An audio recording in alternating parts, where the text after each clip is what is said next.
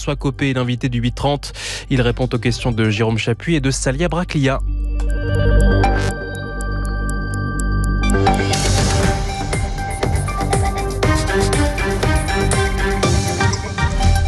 Bonjour Jean-François Copé. Bonjour. Bonjour.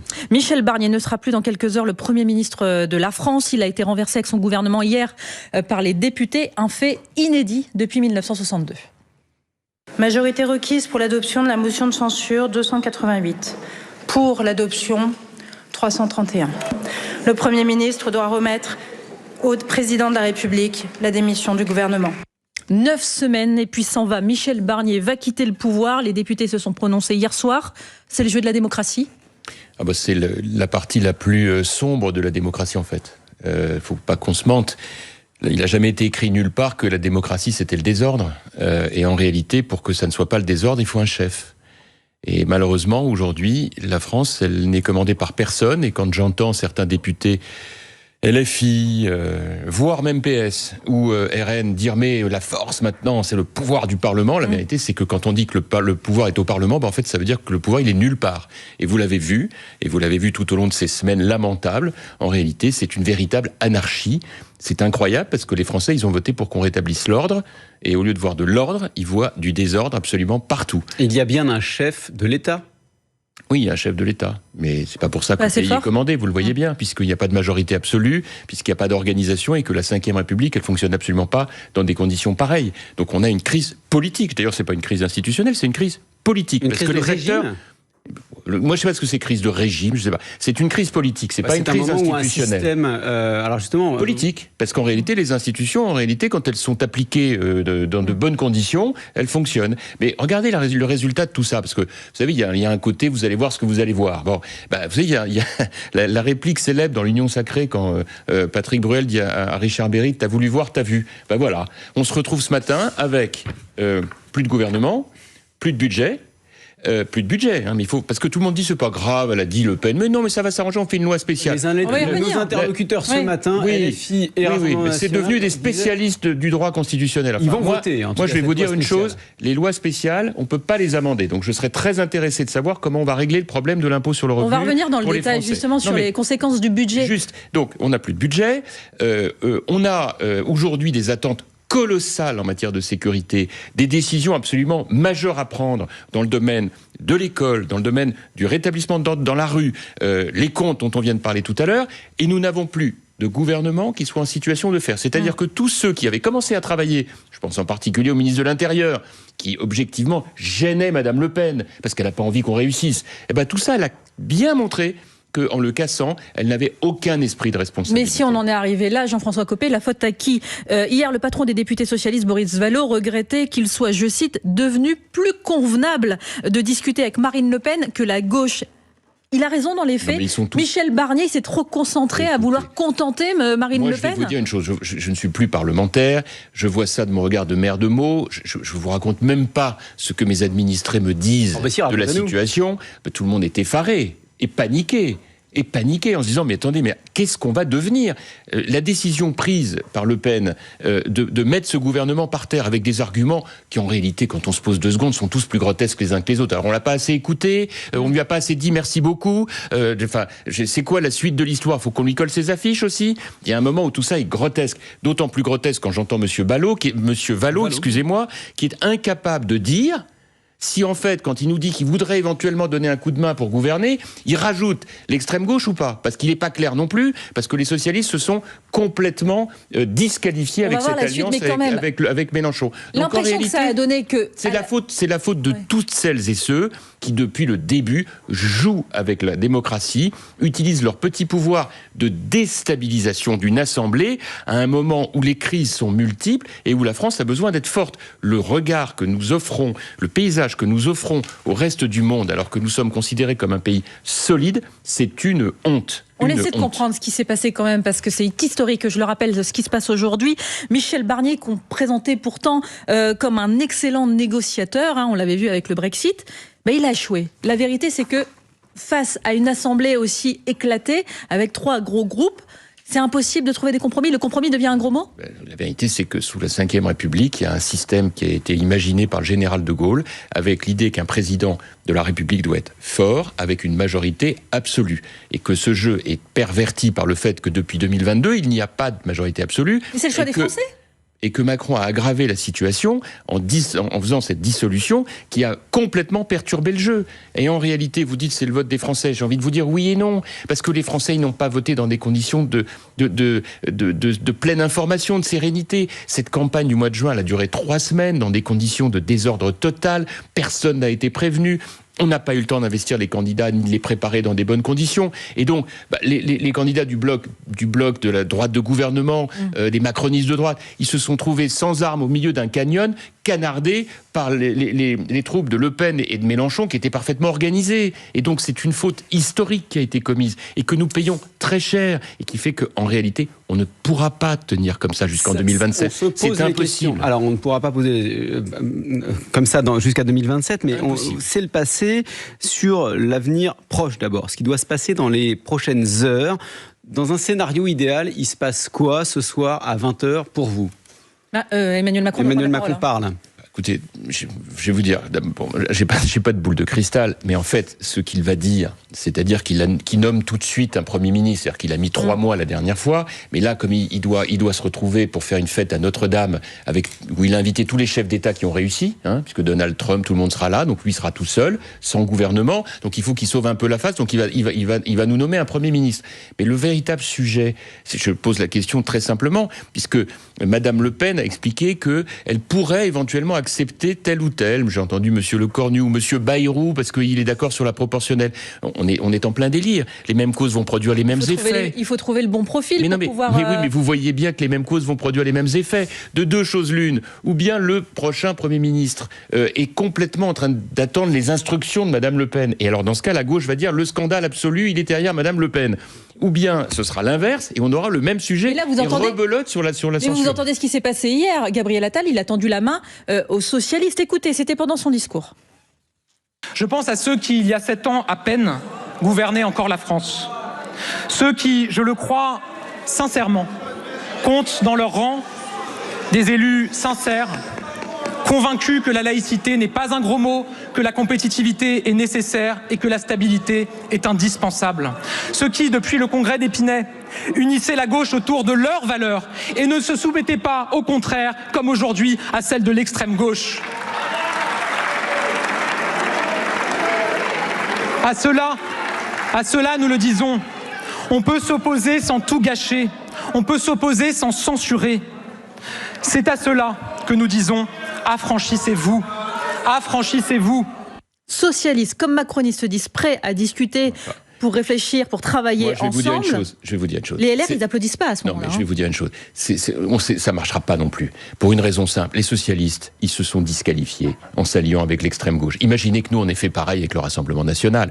Ils ont renoncé totalement à la laïcité. C'est pas vrai ce que dit Gabriel Attal. Ils ont accepté le communautarisme et ils ont reculé sur tous les sujets. Ils se sont alliés, ils ont fait campagne ensemble et en réalité, ils auraient dû rompre tout lien avec tout ce qu'on entend depuis des semaines et des mois. Regardez la dernière en date sur ce député LFI qui demande qu'on abroge la loi sur l'apologie du terrorisme. En réalité, les socialistes se sont totalement fourvoyés donc et compromis. Et l'air, vous dites... Et j'ajoute, pour être tout à fait complet, ils ne veulent pas entendre parler ni d'une loi sur l'immigration, ni d'une loi sur les questions de sécurité, ni d'une loi sur les polices municipales armées, alors que les Français demandent de l'ordre. Donc on ne va pas, nous, de la droite de gouvernement, qui avons refusé, et c'est notre honneur, une alliance avec le Rassemblement national, se fourvoyer pour refaire du en même temps, alors que c'est exactement ce que les Français ne veulent plus. Donc il ne faut pas tomber dans ce piège. Et Laurent Wauquiez, ce matin, il dit pas de blocage, pas de censure a priori. Heureusement, on est un parti responsable. Oui, on fait pas n'importe quoi, on s'appelle pas Le Pen. On a justement toujours refusé ça. Et c'est en cela que nous sommes les uns et les autres indignés de voir le double langage du Rassemblement national. Quand Madame Le Pen nous fait le numéro de la respectabilité, vous voyez, regardez comme on est bien élevé, les députés mettent des cravates, et puis nous on aime les enfants, puis on est pour les animaux, puis on est gentil, etc. Et qui en réalité à la moindre difficulté, le naturel revient au galop et elle met le pays par terre, juste avant les fêtes de Noël, ce qui est un des moments les plus actifs et les plus importants pour la vie des Français. Et après, il y a des Français qui disent « Ah oui, mais elle est formidable, Madame Le Pen ». Il faudra qu'on m'explique en quoi elle est formidable, indépendamment de tout le reste. Vous dites pas de censure, vous dites importance de la stabilité, et vous êtes de ceux qui, les premiers, ont suggéré une démission d'Emmanuel Macron. Aujourd'hui, vous la demandez ? Mais si on se pose 2 secondes, quand même, on ne va pas pouvoir tenir comme ça jusqu'en 2027. Quel est le fondement de la Ve République ? C'est qu'il y a un chef. D'ailleurs, dans une démocratie, il doit y avoir un chef. Or, pour qu'il y ait un chef sous la Ve République, ça fonctionne avec un président de la République élu au suffrage universel, et dans la foulée, une Assemblée nationale qui lui donne la majorité absolue et qui permet pendant 5 ans, de manière stable, de mener une politique. On peut aimer cette politique ou ne pas l'aimer, et ensuite, au bout de 5 ans, stop ou encore. Bon, et ça a toujours fonctionné comme ça. Pas toujours, parce qu'il y a eu un moment où il y avait le septennat et où il pouvait y avoir une alternance en cours. Alors attendez, on s'arrête là-dessus 2 secondes. L'alternance en cours, ce qu'on appelait à l'époque une cohabitation, c'était aussi, il y avait une cohérence, parce qu'il y avait une majorité absolue à l'Assemblée nationale. Elle n'était pas du même bord que le président, donc il fallait composer, mais il y avait une stabilité. Là, il n'y a pas de stabilité. Et pour éviter cette cohabitation, parce qu'elle était quand même pas géniale, on a donc préféré faire un quinquennat. Alors il y en a qui le regrettent, mais je trouve que l'avantage, c'est que vous avez une adéquation parfaite entre mandat du président et mandat des députés. On l'a vu sous Chirac, on l'a vu sous Sarkozy, on l'a vu sous Hollande. En 2022, les législatives se sont déroulées quelques semaines après, comme d'habitude. Vous avez tout à fait raison. C'est la raison pour laquelle, péché d'orgueil premier du genre d'Emmanuel Macron, il a dit « mais moi j'en ai rien à faire, ce qui compte c'est moi ». Moyennant quoi ? Alors que j'ai fait partie de ceux qui disaient « faites une coalition avec les Républicains, repensez votre pacte de gouvernement, proposez aux Républicains, pas des débauchages individuels, un nouveau pacte de gouvernement qui renforce ce que les Français demandent, c'est-à-dire plus de sécurité, une loi efficace sur l'immigration ». Il n'a rien voulu entendre. Pire que ça, il perd un peu les européennes, et là, alors là c'est le péché d'orgueil absolu, monsieur veut nous donner une leçon, et quelle leçon ? On se retrouve avec une assemblée élue en 15 jours dans des conditions absolument effroyables, et qui nous donne le désordre le plus absolu. Donc, si on veut se sortir de ça, malheureusement, et croyez-moi, je ne suis pas considéré comme un excité, je fais partie des gens qui essaient de proposer des choses raisonnables, il faut remettre les institutions dans le bon ordre. Donc, ça veut dire quoi ? On ne peut pas dissoudre, vous savez, pendant 1 an. Bien, donc il n'est pas question que le président de la République parte maintenant, ça ne sert à rien. En revanche, ce que j'ai dit, c'est que lorsqu'il y a une présidentielle anticipée, à ce moment-là, c'est arrivé lors du décès de Georges Pompidou ou de la démission du général de Gaulle en 69, il y a grosso modo une 40aine de jours de campagne présidentielle. Si le président de la République accepte de comprendre que tout est bloqué et que le but dans la vie, c'est pas de se maintenir au pouvoir au détriment de l'intérêt du pays, il démissionne aux alentours du 15 mars. À ce moment-là, il y a 40 jours de campagne. On arrive peu ou prou au 9 juin. Tout le monde a été préparé. Les Français sont en situation de choisir des candidats. Il appartient alors, d'ailleurs, à la droite de gouvernement de s'organiser pour éviter qu'il y ait 36 candidats. Sinon, on n'a aucune chance. Et au moins, en connaissance de cause, on a une présidentielle. Là, il y a le droit de dissolution et le président peut dissoudre derrière. Mais vous l'avez dit, Jean-François Copé, il a été élu pour 5 ans, Emmanuel Macron, au suffrage universel. Bien sûr. Rien ne peut le pousser à démissionner. Rien. Mais je vais vous dire une chose. Il y a une autre option. Et cette option-là, alors là, on peut fermer la France. Elle consisterait à ce que lui ne veuille toujours rien entendre et attendre le 9 juin pour redissoudre. Alors là, à ce moment-là, c'est la catastrophe. Parce que si la nouvelle dissolution conduit à la même chambre, ça veut dire que lui est désavoué vraiment, donc il est obligé de partir, parce que ça veut dire qu'il n'y a plus de majorité, que c'est une 2e fois. Et là, alors là, le pays est terminé, parce qu'en réalité, il y a une élection présidentielle, mais on ne peut pas dissoudre derrière. Donc le désordre continue à l'Assemblée avec un nouveau président pendant encore 1 an. Écoutez, je pense qu'il faut que chacun retrouve la raison et comprenne que, malheureusement, comment voulez-vous que je me réjouisse de vous dire une chose pareille ? Je suis gaulliste et attaché aux institutions.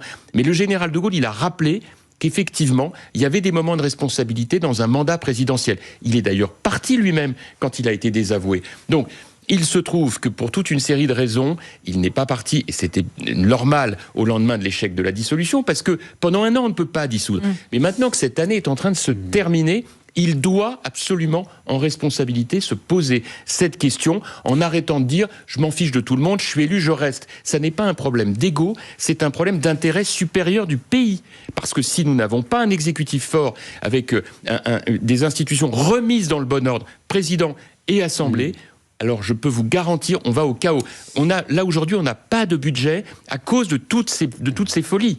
Les hommes peuvent devenir fous avec la politique. Et c'est ce à quoi nous assistons aujourd'hui. Et c'est pour ça que je pense que des gens qui ont un peu d'expérience, qui ont un peu de maturité, ce qui est mon cas, et qui en plus, je ne suis pas directement concerné, je ne suis pas ministre, je ne suis pas député, mais j'ai cette expérience, c'est de dire, mais attention, on est en train de devenir fou, on va couler notre pays. Voilà, je vous le dis, avec beaucoup de gravité, on est en train d'avoir un pays en risque à cause de la classe politique, pas du tout à cause du pays lui-même. On entend votre avertissement ce matin, Jean-François Copé. On a encore beaucoup de questions. On va en parler encore juste après le fil info. Il est 8h48. Maureen Spugnard. Après la chute du gouvernement, Marine Le Pen, la patronne des députés du Rassemblement national, assure que les députés RN laisseront travailler le futur Premier ministre. Elle dit vouloir co-construire un budget acceptable pour tous. Elle accuse Emmanuel Macron d'être responsable de la situation sans l'appeler à la démission, contrairement aux Insoumis. Emmanuel Macron qui va recevoir ce matin, dans un peu plus d'une heure maintenant, Michel Barnier qui va lui présenter sa démission au lendemain de l'adoption de la motion de censure contre le gouvernement. Le chef de l'État s'exprimera ce soir à 20h. Qui va remplacer Michel Barnier ce matin? Le patron des Républicains, Laurent Wauquiez, assure que son parti ne fera pas tomber le futur gouvernement, même si la droite décide de ne pas y participer. C'est aussi une journée marquée par une grève des fonctionnaires qui s'opposent à des mesures proposées par le gouvernement renversé. Grève chez France Travail, dans l'éducation nationale où la mobilisation s'annonce très forte. Des vols sont aussi annulés dans les aéroports parisiens, marseillais et toulousains. Et puis le président sud-coréen visé par une enquête de police pour rébellion, enquête après sa tentative ratée d'imposer la loi martiale. L'opposition réclame son départ, mais il s'accroche au pouvoir. Un vote sur sa destitution est prévu samedi. France Info. Le 8-30 France Info, Jérôme Chapuis, Salia Braclia. Toujours avec Jean-François Copé, le maire Les Républicains. De mots juste avant le fil info, vous insistiez sur l'importance d'une présidentielle anticipée et donc d'une démission d'Emmanuel Macron. Dans quelques mois, c'est le calendrier que vous avez envisagé, plutôt vers le mois de mai, le mois de juin. Non, l'idée, encore une fois, je répète, c'est que à partir du mois de mars, en réalité, comme il y a pour une élection présidentielle une quarantaine de jours, ça permet de prévenir les uns et les autres et surtout de prévenir les Français. Parce qu'il faut que chacun comprenne la gravité de la situation. On ne peut pas dire, et les Français ne pourront pas dire, on n'était pas prévenus. Parce qu'ils voient bien le désordre que génère aujourd'hui l'omniprésence de LFI d'un côté et du RN de l'autre. Mais précisément, c'est leur objectif aujourd'hui quand on écoute la France Insoumise et quand on décode un peu les objectifs de Marine Le Pen, l'un et l'autre auraient intérêt à cette présidentielle anticipée. Bien sûr. Parce qu'ils sont prêts, eux. Mais bien sûr qu'ils sont prêts. Mais il ne faut pas se mentir, ils seront encore plus prêts en 2027. Il ne faut pas qu'on pense le contraire. Ils vont continuer de provoquer le désordre, chacun dans leur genre, pour monter les tensions, monter les esprits. Et ce que je vous dis, c'est que on ne peut pas tenir comme ça jusqu'en 2027, vu le niveau de gravité. La France, elle a besoin que des décisions soient prises. Or, aujourd'hui, vous le voyez bien, on ne peut pas passer une réforme. On ne peut pas en passer une seule. Sauf à prendre les voix du Rassemblement national. Et à ce moment-là, on se fait accuser de faire leur programme, ou l'inverse. Donc, je pense, pareil avec LFI. Donc, il faut cette clarification. Moi, vous savez... Vous me parliez de la démocratie tout à l'heure. Eh bien, tout à fait. Moi, je suis assez d'accord avec cette idée. Les Français, en connaissance de cause, il faut qu'ils nous disent qu'est-ce qu'ils veulent. Parce que vous avez d'un côté des Français qui veulent de l'ordre, de l'autre, je vois les manifs des fonctionnaires pour parce qu'on propose 3 jours de carence, comme on le fait pour le secteur privé. Même ça génère des grèves. Donc, moi, je pense qu'il faut que les Français, on leur dise aussi, c'est vous qui voyez. Mais il n'y a pas de raison que ça change. Vous savez dire dans quel état est l'opinion aujourd'hui. Mais ne dites pas ils l'ont dit en juillet. Mais ne dites pas ils l'ont dit en juillet. En juillet, ils ont été mis devant le fait accompli. En 15 jours, tout d'un coup, ils ont voté. Au premier tour, ils n'étaient pas prévenus. Donc, il y a eu un certain nombre de députés RN qui étaient en situation de pouvoir être élus. À ce moment-là, tout le monde a dit non, on veut pas du RN. Votez même pour l'extrême gauche. Et donc, du coup, ça a donné une assemblée, mais complètement désorganisée. Mais les spécialistes de l'opinion vous diront que cette Assemblée nationale, sous la Ve République, il y en a rarement eu une qui représentait à ce point aussi finement l'état de l'opinion aujourd'hui, 3/3. Oui, d'accord. Mais le débat, il est majeur. Hein. Qu'est-ce qu'on veut pour une démocratie ? Est-ce qu'on veut que tout le monde soit représenté ? Ou est-ce qu'on veut clairement une majorité et une opposition qui se regroupent de telle manière qu'on puisse gouverner ? Parce que représenter tout le monde, ça veut dire en gros représenter personne. Parce que finalement, ceux qui veulent plus d'ordre, ils peuvent pas, parce qu'on peut pas passer des lois qui prévoient l'ordre. Ceux qui en veulent moins, ils sont pas plus avancés. Ceux qui veulent qu'on fasse des économies budgétaires, on peut pas les faire puisque les autres ne le veulent pas. Donc c'est le désordre. Jean-François Et Copé. donc il faut bien qu'on accepte cette idée que la démocratie, c'est pas tout le monde qui parle en même temps, c'est comment est-ce qu'on peut, dans un temps donné, montrer une majorité qui gouverne pendant un temps donné, 5 ans. C'est la différence avec une dictature. Une dictature, c'est 100% des voix. Oui, il n'y a pas de vote. Une démocratie, c'est 51, 52, 53% des voix. Et donc, c'est cette majorité absolue qu'il faut dégager pendant 5 ans pour permettre une politique. Parce que là, il n'y a pas de politique. Mais demander la démission du président de la République qui est déjà en place, c'est d'une extrême gravité. Vous le savez, vous prenez en compte la gravité des propos que vous tenez ce matin. Vous êtes le seul dans votre camp à y penser, à la réclamer, cette démission, ou alors vous en avez discuté avec vos collègues LR et vous... ça va monter pas que dans le débat LR, public. mais pas que LR. Toutes celles et ceux qui sont des gens qui ont l'esprit de responsabilité, qui savent comment fonctionne une démocratie à bas bruit, parce que beaucoup d'entre eux veulent pas vexer, ils ont leurs engagements. Moi, je n'ai aucun lien particulier avec tel ou tel. Donc moi, j'ai cette objectivité que je veux partager avec les Français. Enfin, quelle est l'organisation qui peut fonctionner s'il n'y a pas un chef qui a sa légitimité sur une majorité? Mais ce que vous nous dites, c'est qu'en off, entre politiques, quand vous voyez, peu importe le parti, vous vous dites, il est temps qu'ils partent. Mais tout le monde voit bien le problème. Bien sûr, il y a un certain nombre de gens qui sont arrivés à cette conclusion. D'abord, même des macronistes. Mais bien sûr. Mais vous savez, les macronistes, il va falloir bientôt arrêter de leur donner ce nom-là, parce que si vous saviez comme le lien s'est distendu entre eux et Emmanuel Macron, vous n'en reviendriez pas. Bon, pourquoi ? Parce qu'il les a envoyés à l'abattoir, ces troupes. Parce que c'est ça qui s'est passé. Et en même temps, en les envoyant à l'abattoir, il nous a envoyés nous aussi à l'abattoir. Et il a mis la France dans une impasse. Et encore une fois, croyez-moi, ça me fait vraiment pas plaisir de le dire. J'étais même plutôt parmi ceux qui, pendant un certain nombre d'années dans le premier mandat, ont dit c'est intéressant, il modernise la France, il a renforcé l'attractivité de ce pays.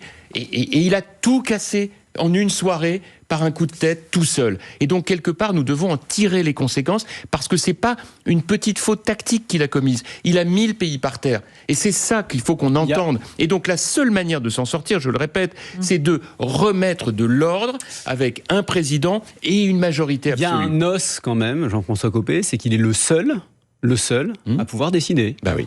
Il est le seul à pouvoir le décider, et c'est d'ailleurs triste parce que je vois bien maintenant que beaucoup de Français qui considéraient que l'institution présidentielle était quelque chose de sacré et de rassurant, beaucoup disent finalement, si on élit à la tête du pays quelqu'un qui est capable de commettre des fautes irréparables et de pas vouloir l'entendre et de continuer de bloquer les choses, est-ce qu'il faut qu'on continue avec un président de la République ? Et donc moi, ça me désole parce que je pense que la garantie d'une démocratie efficace, c'est d'avoir un chef de l'État avec une majorité absolue qui met en œuvre une politique cohérente. C'est pas il le décide tout seul. Le problème, c'est qu'aujourd'hui, M. Macron, il est tout seul. Dans un système normal, moi je l'ai vécu avec Jacques Chirac, vous avez des gouvernements, vous avez des députés maires à l'époque qui connaissent le terrain, qui servent de corde de rappel, vous avez des gens qui partagent, qui disent oui, qui disent non, dans un débat organisé. Là, on a un président tout seul. François Bayrou, Gabriel Attal. Mais vous voyez bien ce qui se passe. Enfin, dites pas ça, vous y croyez pas vous-même. Il est totalement isolé. Et malheureusement, c'est le drame. Il ne parle plus avec personne. On est dans une situation qui, du point de vue politique, est extrêmement grave. Il y a des doutes maintenant majeurs sur notre capacité à tenir comme ça. Et moi, je vais vous dire, l'image de Notre-Dame samedi, où on va voir cette magnifique cathédrale refaite à neuf par le génie des Français, et un président de la République qui va accueillir d'autres présidents qui, pour beaucoup d'entre eux, ont réussi triomphalement. On va avoir M. Trump quand même, alors que lui est dans l'impasse la plus totale, qui n'a plus de gouvernement. Moi, je vais me sentir gêné. Et je pense que je ne serai pas le seul. Organiser une présidentielle anticipée l'année prochaine, en fait, c'est demain. On l'a dit, Jean-Luc Mélenchon est prêt, Marine Le Pen est prête, elle aussi. Qu'est-ce qui va se passer de votre côté ? Vous avez tout à fait raison. Les Républicains, les macronistes. C'est absolument essentiel, et c'est le deuxième élément de ma démonstration, c'est qu'il faut maintenant qu'on s'organise sérieusement. C'est-à-dire ? Ça veut dire qu'il faut que tous les hommes politiques et femmes politiques de droite et du centre droit qui considèrent que la priorité absolue, si on veut éviter la prise du pouvoir par l'extrême droite ou l'extrême gauche, c'est d'assumer une politique de rétablissement de l'ordre à l'école, dans les rues, dans les frontières et dans les comptes publics. Mais c'est quoi, c'est un candidat unique ? Et donc, il faut évidemment qu'il y ait un candidat unique. Parce que si on a plus d'un candidat ennemi, je vous dis même pas 2 ou 3, parce que là on en a 8. Plus d'un candidat et demi, on n'est pas au deuxième tour. La finale, c'est Mélenchon-Le Pen. Donc, il faut que chacun l'entende. On est en risque majeur. Il y a un candidat naturel aujourd'hui. Écoutez, ça, ne me demandez pas ça aujourd'hui, on ne va pas commencer le name dropping, on n'en est pas là. Mais parce qu'il y en a qui sont dans les starting blocks, vous le savez. Édouard Philippe, il a déjà dit, je suis prêt. Non, mais il y en a 8 ou 9. Laurent Wauquiez, tout ça. Écoutez, je pense qu'il faudra que chacun prenne ses responsabilités, que les uns et les autres se remettent à se parler. Je dis bien à se parler, parce que personne ne se parle en plus, et que ces discussions, elles se traduisent par un objectif et un seul, c'est l'intérêt supérieur de la nation. Parce qu'en vérité, le pire de tout ça, c'est que dans cette affaire-là, s'il y avait des gens qui voulaient juste y aller pour voir, sur le thème, vous comprenez, j'ai l'âge, j'ai à mon tour, etc., alors qu'ils ne sont pas en situation de gagner, ils peuvent faire perdre la France. Donc en réalité, là, on ne peut plus rigoler. Il y a des fois, on peut se permettre, là, on ne peut plus. Il y a des gens qui doivent vous écouter depuis tout à l'heure et qui se disent, Jean-François Copé, intéressant, mais est-ce qu'il rêve, est-ce qu'il cauchemarde ? Écoutez, c'est de la politique fiction, ce qu'a dit hier Emmanuel Macron sur sa démission. Écoutez, d'abord, je vous ai fait la démonstration, je crois. Il y a, dans ce que je vous raconte, il y a pas de fioriture. Moi, je vous dis les choses de manière extrêmement froide. Vous savez que je suis extrêmement ouvert, que j'essaie d'écouter les uns et les autres. Je suis nourri par mon expérience de maire de Meaux. Et pas candidat à la présidentielle.